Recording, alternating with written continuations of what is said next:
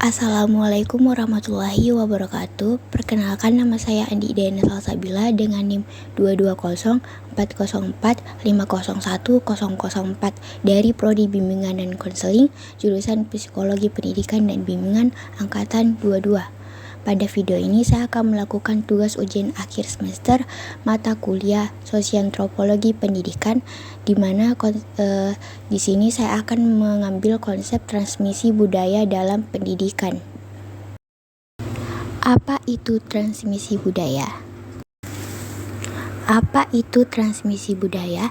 Transmisi merupakan proses belajar dengan cara meniru, mencontoh orang yang lebih tua, dan mengidentifikasi diri dengan berperan serta dalam kegiatan sehari-hari. Transmisi adalah salah satu cara mengabadikan keberlangsungan sebuah proses pendidikan dan kebudayaan, baik dari aspek bentuk maupun nilai-nilai moral yang terdapat di dalamnya. Karena proses transmisi dari generasi sebelumnya adalah langkah yang paling mudah untuk tetap melestarikan sebuah kebudayaan. Cavalli Sforza dan Flatman menggunakan konsep transmisi budaya pertama kali untuk melihat pembandingan gagasan mengenai transmisi genetik melalui mekanisme biologis. Suatu populasi akan abadi dari waktu ke waktu hingga lintas generasi, di mana kelompok budaya dapat terus-menerus menghidupkan ciri-ciri tingkah laku di antara generasi berikutnya dengan menggunakan mekanisme belajar mengajar oleh Cavalli Sforza dan Flatman. Proses transmisi vertikal merupakan transmisi budaya dari orang tua ke keturunannya karena menurunkan karakteristik budaya dari satu generasi ke generasi berikutnya, sedangkan transmisi biologis merupakan transmisi vertikal. Selebihnya, terdapat dua bentuk transmisi budaya lainnya melalui horizontal dan sorong atau oblik. Proses transmisi atau pewarisan dari generasi sebelumnya adalah langkah yang paling mudah untuk tetap melestarikan sebuah kebudayaan. Fortes mengungkapkan bahwa transmisi adalah proses belajar dengan meniru orang yang lebih tua dan mengidentifikasi diri dengan berperan serta dalam kegiatan sehari-hari. Transmisi merupakan salah satu cara untuk mempertahankan keberlangsungan sebuah pendidikan dan kebudayaan, tidak hanya bentuk melainkan nilai-nilai moral yang tergantung di dalamnya. Proses transmisi budaya harus memperhatikan tiga variabel transmisi, yaitu proses transmisi, unsur yang ditransmisi, dan cara transmisi. Proses transmisi suatu kebudayaan adalah proses sebuah pendidikan. Disinilah bagaimana fungsi peran serta dan bimbingan. Namun, apapun kondisi prosesnya, menurut Fortes bahwa pewarisan pengetahuan dan budaya tidak akan berhasil jika hanya melihat kepada sistem prosesnya, tetapi perlu memperhatikan pula konsep unsur yang ditransmisi dan cara mentransmisikannya. Materi selanjutnya, lingkungan pendidikan sebagai saran transmisi budaya. Selanjutnya, lingkungan pendidikan sebagai saran transmisi budaya. Pendidikan merupakan salah satu warisan budaya dari satu generasi ke generasi berikutnya, sehingga identitas budaya harus selalu dijaga dan dilestarikan untuk menata kehidupan manusia. Sosial budaya paling erat kaitannya dengan kehidupan sehari-hari seseorang. Semua interaksi yang berlangsung mengandung unsur sosial budaya. Berhasil atau tidaknya pendidikan tergantung pada manusia atau individu itu sendiri. Kegiatan dalam dunia pendidikan selalu merupakan perkembangan manusia. Sarana dan pranasara merupakan pihak lain yang terkait dengan unsur pendidikan. Tentu saja, ruang dan infrastruktur ini sama pentingnya dengan lingkungan rumah dan masyarakat, sehingga lingkungan pendidikan memainkan peran penting dalam transmisi budaya dari satu generasi ke generasi berikutnya. Lingkungan pendidikan mencakup sekolah, perguruan tinggi, institusi pendidikan, dan organisasi pendidikan lainnya yang membantu dalam mentransmisikan budaya. Lingkungan pendidikan adalah sarana penting untuk transmisi budaya, membantu siswa menghormati dan menghargai warisan budaya. Sementara itu, transmisi budaya juga mendorong adaptasi dan tumbuh bersama dengan nilai-nilai baru yang berubah. Materi selanjutnya, pendidikan sebagai media transmisi budaya. Dalam konservasi Museum Ilmu Pendidikan dijelaskan bahwa pendidikan itu sebenarnya telah mulai dilaksanakan sejak manusia hadir di muka bumi ini dalam bentuk pemberian warisan pengetahuan, keterampilan, dan nilai-nilai dari peran orang tua dalam rangka mempersiapkan anaknya menghadapi kehidupan. Pendidikan diarahkan untuk tujuan membentuk kedewasaan, yaitu terbentuknya kemampuan menetapkan pilihan serta mempertanggungjawabkan perbuatan tingkah lakunya secara mandiri, dan setelah terbentuknya kedewasaan itu, pendidikan dianggap selesai.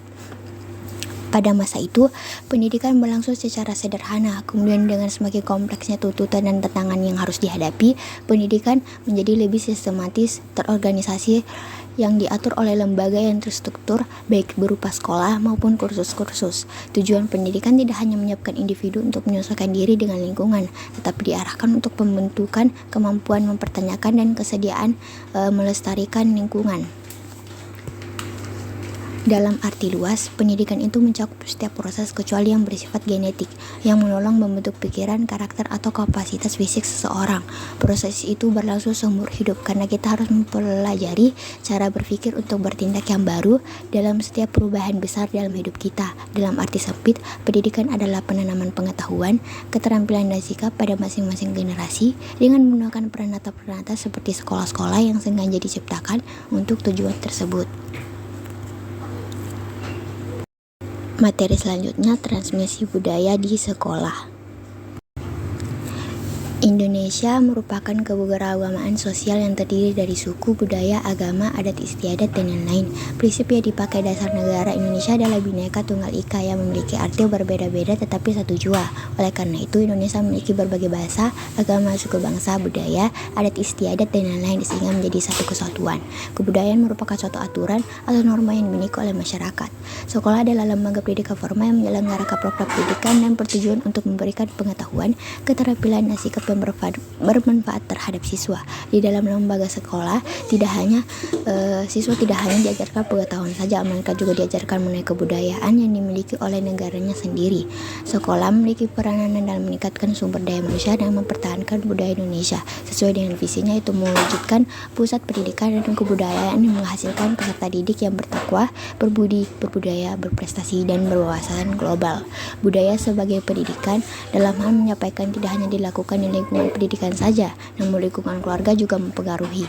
Lingkungan juga memiliki peran yang sangat penting terhadap perilaku manusia, khususnya di lingkungan sekolah. Salah satu fenomena transmisi budaya yang terjadi di lingkungan sekolah adalah fenomena tawuran pelajar.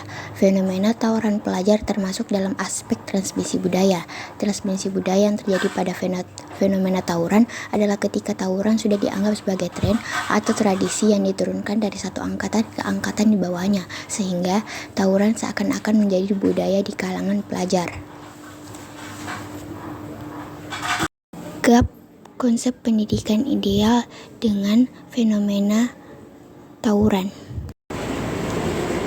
Pemicu timbulnya tawuran pelajar ini disebabkan oleh beberapa faktor, antara lain adalah faktor internal, faktor lingkungan, baik lingkungan sekolah maupun lingkungan di mana pelajar itu tinggal atau kondisi dalam keluarga.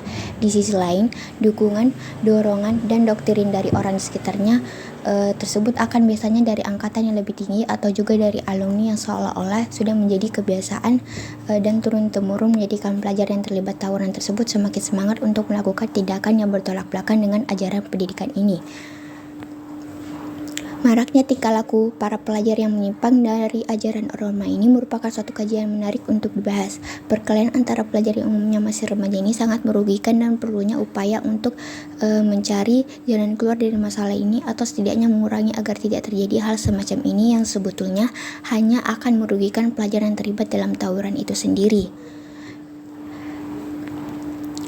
Menurut para ahli, kebudayaan tawuran ini di kalangan masyarakat Indonesia dikarenakan oleh kondisi masyarakat seperti ini masih mengandung sebuah solidaritas mekanik, di mana rasa kesolidaritasan mereka sangat tinggi sekali dalam masalah kekeluargaan. Mereka akan menjaga satu sama lain serta saling memberi bila ada yang membutuhkan. Sayangnya, solidaritas ini sangat rentan bila tereduksi dengan sebuah konflik, karena tanpa konflik yang jelas, seorang anggota kelompok tadi bisa mengangkat senjata demi nama baik kelompok. Mereka tidak akan mengklarifikasi dari mana masalah bermula. Ciri-ciri inilah yang terlihat pada masyarakat semi desa atau rural community yang kondisi tatanan sosial masyarakatnya masih didominasi para generasi tua. Pembagian kerja sangat tidak tegas, mengandalkan kolektivitas serta sangat erat dalam ikatan adat. Keroyokan atau tawuran dipicu dari sifat agresif. Jadi, jika timbul masalah, maka solusinya adalah membahas dan meminta bantuan teman-temannya. Padahal tidak harus begitu. Bisa diselesaikan secara kekeluargaan dan lawan malah akhirnya bisa jadi kawan. Dalam hal ini, pihak yang sangat dirugikan adalah masyarakat yang tidak tahu apa-apa. Bisa kita lihat seberapa banyak kerugian material yang disebabkan oleh sikap sikap remaja Indonesia yang tidak terpuji ini. Dapat disimpulkan sebagai kelompok pemuda atau komunitas, jalan keluar dari masalah yang terjadi antara kelompok satu dengan lainnya adalah tawuran. Tentunya hal ini sangat merugikan banyak orang dan juga bisa menimbulkan kerugian seperti infrastruktur yang rusak, bahkan ada yang kehilangan nyawa. Sekian materi dari saya. Mohon maaf apabila ada kesalahan kata. Saya ucapkan terima kasih.